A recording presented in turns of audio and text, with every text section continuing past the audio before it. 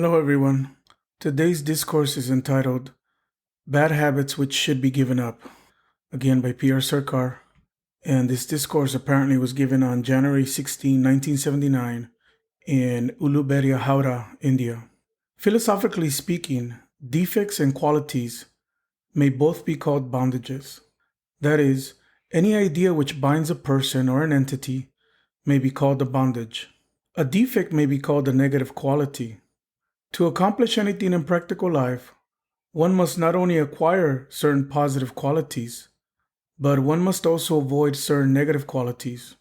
Intelligent people develop those qualities through constant practice, and thus acquire special advantages in the struggle of existence. By keeping away from certain ingrained defects, or by giving up certain bad habits, they avoid many of life's major problems. There are a few of these bad habits which everyone should try to avoid. It is said, Nidra Tandra Bhayam, Krodha Alasyam Dirga Sutrata, Ette Hatevya Sar Adosha Buddhimichata. In this sloka, people are cautioned about 6 dangerous bad habits. Those seeking welfare in individual or collective life, in social or political life, should avoid these 6 bad habits. They bring great trouble to people, both individually and collectively. The first bad habit is nidra, or sleep. Sleep is a state that creates a feeling of vacuity after it is over.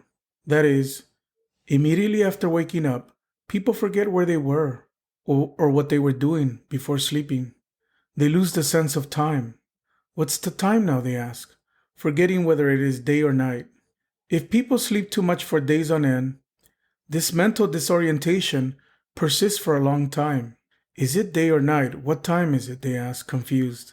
If this continues, their receptive and retentive powers decrease, resulting in an almost total loss of mental power. They become dull and lack courage to face life's problems. They may have physical strength, but they lack courage. The ancient people believed that excessive sleep is good for health, but this is not the case. Rather, too much sleep not only impairs the health, but has an adverse effect on the mind. What is sleep? It is something like the temporary retreat of an army after a major offensive, or the way runners push their legs behind them on the starting line to give themselves more momentum to sprint forward. Before undertaking a tremendous task, a short rest is required. This is our sleep. As for myself, I usually do not sleep more than 4 hours a night for many months at a stretch, and have no difficulty. Those who know the special techniques to control the nerve cells or nerve fibers may forego sleep altogether. You must have noticed that some people who sleep too much often doze off at work. This has brought much trouble to the society. Suppose a man's lifespan is 80 years, but he spends 40 of them sleeping. He will not get much time to do anything worthwhile. To be under the spell of sleep is therefore highly deplorable. Those who sleep too much must strive to reduce their sleeping time as far as practical. The second bad habit is tandra, or dullness. It is a sense of contraction, the loss of momentum or inspiration to do any work in life. This may occur due to glandular defects, diseases, or even due to inborn instinct. Those suffering from the latter normally die in their early teens. Those who are habitually lazy suffer from a lack of original thinking and a lack of drive in the field of action. Shall I be able to do this? How will I ever get it done? I'm good for nothing. I'm illiterate. When people think in this way, their nerve cells fail to control their nerve fibers properly, resulting in their apathy for work. This dullness is a dangerous thing. The drowsiness that one feels after waking up from sleep is also tandra, and is also a kind of dullness. To overcome it, one should practice certain psychic exercises and follow a psychic discipline. Some students can only concentrate attentively on their studies for a short time before their minds are diverted to the playground. Their eyes may remain fixed on the textbook, but their minds play in the playground for maybe 15 or 20 minutes. Their parents and teachers feel satisfied with their apparent studiousness, but actually, they cannot study properly. The eyes may read, but their minds do not. This is also a kind of staticity because the mind is fixed in the playground. During the examination period, a student may have to study under compulsion due to the high expectations of friends, parents, and neighbors. In this case, too, the eyes will read, but the mind will not, as the boy is working under external pressure. What will the result be? During the first period of relaxation, after the examinations are over, when he goes to the cinema or playground, his mind will revert to its original static position. He quickly forgets within 2 or 3 days what he had previously learned and remembered with great labor. During the examination period, you will notice that you can memorize your lessons very quickly, but as soon as the exams are over, you will forget everything within 2 or 3 days. The same sort of psychology works in all such cases. Thus, dullness is a very dangerous thing. One should remain vigilant against it. If the feelings of dullness overcomes a woman cooking in the kitchen, she will forget to add salt and spice to the vegetables. She is physically present in one place, but mentally she is somewhere else. If you see a man who is inattentive to his duties, or a woman forgetting to add salt and spices to the food, you will know that their minds are under the spell of lethargy. They need psychic treatment. And in the case of boys and girls, particularly those who are engaged in studies, it takes a long time to shake off this psychic lethargy. School teachers should understand this psychology so that their students can learn from them. The third bad habit is bhaya, or fear. This fear instinct is ingrained within everyone's mind. When fear is prominent, people are said to be timid. The rule regarding fear is the more you surrender to it, the more it will increase. Similarly, the more you sleep, the more you want to sleep. And the day may come when you develop the habit of sleeping 24 hours a day. The more you eat, the more you desire to eat increases. One can devour as much as a demon, but if one reduces the intake of food, one can remain just as healthy. I have spent about 5 years virtually without food. It seems impossible, but anyone can do that if they try. It is not very difficult. One must exercise control over all these habits. It may happen that due to the adverse circumstances, one is unable to get any food for 10 days. One who does not have any control over the food habit will certainly die in such a situation. But the one who has control will manage to survive even 4 or 5 years. This is within the bounds of possibility for human beings. If one surrenders to fear, the fear instinct will increase. One who is timid may see a ghost even in broad daylight. Conversely, one who is brave will not see a ghost even in a burial ground in the dead of night. What is the reason for this? Due to fear psychosis, a kind of internal psychic projection is created. Usually the mind is in one of the 5 states: Shipta, almost mad; Murha, almost foolish; Bishipta, scattered; Ekagra, almost concentrated; and Nirodha, one-pointed. Depending upon one's internal psychic projection, within any one of these 5 states, ghosts may be created. Even in the dead of night, one can dismiss the presence of ghosts with the help of negative hallucinations. This is just the opposite of internal psychic projection, positive hallucination. Thus, one should have control over fear. How to do this? The only way is to ideate on and take shelter in the most powerful entity, Paramapurusha. Yatta vacho nivartante aprapya manasa saha anandang brahmano vidbam ma viveti kadachana. If one takes shelter in Paramapurusha, one need not be afraid of anything in this world.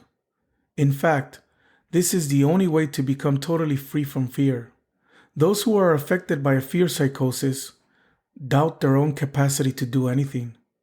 But if they were to try a little, they would easily accomplish what they want to do. Shall I be able to do this work? You might wonder. But who knows? Maybe the task will be accomplished before you think. If someone sees a ghost under the spell of fear, and immediately they remember their Ishta mantra, they can then take a step forward, slap the ghost, and immediately understand that it was not a real ghost. It was perhaps a chair which was wrongly taken to be a silhouette of a human being. This is what happens. March forward with courage, and you will see the ghosts, ghouls, and goblins stepping away from you doing namaskar. It may happen that you are tormented by someone in your personal life and tolerate everything out of fear. If one day you summon up all your courage to oppose that person, you will find the tyrant retreats ignominiously. Similarly, under the spell of fear, a community may allow itself to be exploited by another community. But if the exploited community turns against the exploiters, the tyrants will take to their heels. There is a great need for courage. Never surrender to fear in individual or collective life. The fourth bad habit is krodha, or anger. What is the nature of anger? When there is too much agitation in the nerve cells and nerve fibers, perhaps after thinking or hearing something, one is affected by krodha. When someone vexes you or humiliates you too much, your nerve cells become agitated. It may also be that no one has insulted or disturbed you, nor have they done anything to provoke you. Yet simply thinking about a certain person, your nerve cells get tremendously excited. Perhaps someone said something insulting to you as long as 15 years ago. Even now, when you suddenly remember those words, your nerve cells get excited. Your nerve fibers become restless, and you grow angry. As a result of anger, the whole body trembles, and the skin changes color. One with a fair complexion becomes reddish. One with a black complexion becomes violet. This is the effect of anger on the human body. Anger is the same everywhere. It occurs when the nerve cells fail to control the nerve fibers. Let me give another example of what happens when one loses control over the nerve fibers. Some people are so crazy about football that they dream of the game while sleeping. What is a dream? When we think during the wakeful state, our conscious mind operates and we understand that we are thinking inwardly. But when we think during the state of sleep, the conscious mind does not work and we wrongly think the objects thought of are real. So a football fan who dreams about the game while sleeping may shout, "Go, go!" and start kicking left and right with his legs. Clearly, his nerve cells have lost control of the nerve fibers. When one gets angry, one is easily defeated. That is why Lord Buddha said, "Ako dena gine, kodang asadang, saduna gine kadariyang, danena, sachena, alikabadinam." To fight anger, you must be established in the state of non-anger. When angry, one loses control over the nerve cells and nerve fibers. One trembles all over and says things which would not otherwise have been said. If you remain free from anger, you will easily overpower any angry person because you have absolute control over your nerve cells and fibers. The angry person will fall down with the slightest push. Thus, Buddha's advice is, to fight anger, you must be established in the state of non-anger. Asudang saduna gine. To fight against a dishonest person, you will have to become even more honest yourself. To fight against a miser, you will have to become more charitable. These mental tendencies, that is, anger, dishonesty, miserliness, etc., are the expressions of mental disease. If you want to fight against them, you must be totally free from mental disease. If you are not, you will have to keep aloof from them, at least at the time of battle. I once told a story about the habit of miserliness. There was a tight-fisted man whose wife was equally miserly. Let's call him Soma. One day, when Soma returned home, His face was pallid, and he was physically sick. Seeing the wretched condition of her husband, his wife, we can call her Somi, asked, Somi, kahe sama se kanche mu malin? Kya kuch kanche? Gir gaya kya kuch diya din? Soma, my darling, why is your face so pale? Why do you look so haggard? Have you lost some money? Did you happen to give a present to someone by mistake? Something like this must have happened. Otherwise, why would you look so pale? Soma replied, Na kuch giro, na kuch dio din, dio deke dosarko tahe mu malin. No, nothing like that. Neither have I lost any money, nor have I given a gift to anyone. I just happened to see someone giving a donation to another person and lost my usual composure. So you see, these are all psychic diseases. Obviously, when you are preparing to fight against a psychic disease, you must remain free from the disease yourself, at least during the time of battle. Only then will you be victorious. The next bad habit is alasya, or lethargy. In the human body, the various actional faculties take the form of action with the help of different nerve cells. Some people are incapable of activating those nerve cells due to their inborn instincts. They are unable to work even if they wish, whereas others develop the habit of idleness in the course of their lives. Idleness is most harmful in the spiritual sphere, less harmful in the psychic sphere, and still less harmful in the physical world. Every human being from the age of 14 or 15 has an innate desire to ideate Paramapurusha. With cosmic ideation, one will attain vast expansion of mind. One will become great in all respects. No one can check the all-round growth of such a person. People realize this and yet ignore it, and thus waste their time getting old for nothing. That is, they waste their time in non-spiritual pursuits. This is called spiritual lethargy. It causes the greatest harm to human life because it results in only a very small percentage of the human potentiality. Maybe 1 or 2% being utilized by humans. Even those whom we call great personalities hardly use 10% of their potentialities. Due to spiritual lethargy, people are unable to grow and thus remain very ordinary. They come to the world, live, decay, and die as ordinary human beings. Next is psychic lethargy.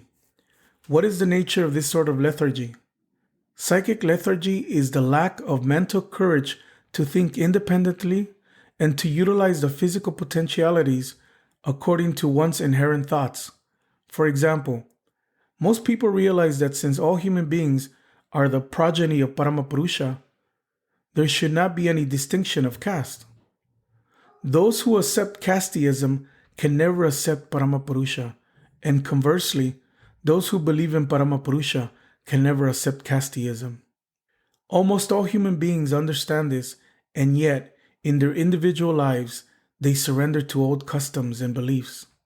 Just imagine what a serious lapse this is, what is serious psychic lethargy. The root case is the lack of moral courage. Next is physical lethargy, which you all understand from your personal experience. Extreme physical idleness has led to the ruin of many communities. Many communities in the world are so adverse to physical labor that they employ people from outside to do their work for them. Even if they had no food to eat, they would be reluctant to work. You will also find people who only have enough food for a few days and yet lie blissfully in bed.